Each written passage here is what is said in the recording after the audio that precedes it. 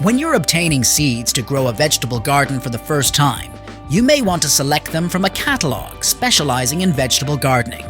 These sources are typically ideal for beginners as they provide useful information, better quality, and a wider selection. Start with familiar varieties that are easy to grow.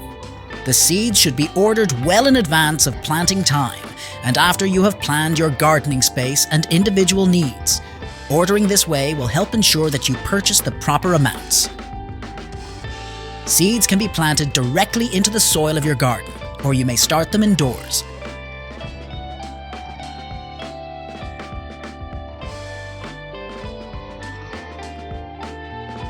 Start your vegetable seeds indoors about 4 to 6 weeks before the growing season begins. Many people prefer to place seeds in flower pots, paper cups, or small flats.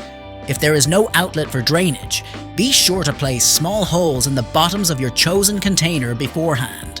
Fill the flat or other acceptable container with a suitable growing medium, such as vermiculite or equal parts of sand, peat moss, and soil. Soilless potting mix can also be used.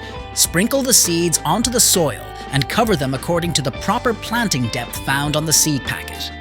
You may also refer to planting guides found in many garden centers or catalogs. Lightly moisten with water and keep the seeds in a sunny location, such as a windowsill. The location should stay reasonably warm and receive at least 6 hours of full sunlight. Additionally, the flats can be placed in a cold frame where they will receive ample amounts of sunlight, ventilation, and a suitable temperature. Now it's time to talk about planting vegetable seeds directly in the garden. When planting directly into the garden, sow seeds in shallow furrows with plenty of moisture.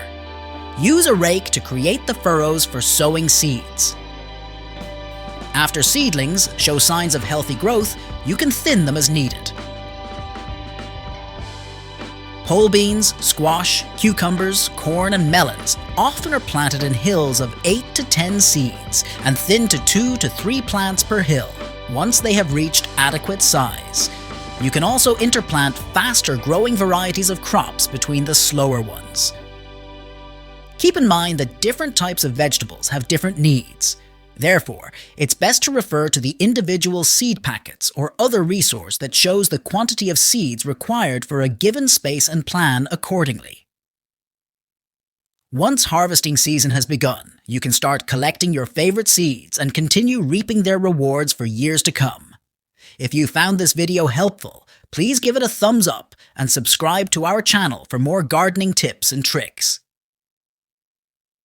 And don't forget to share your gardening experiences and questions in the comments below. Happy gardening, everyone!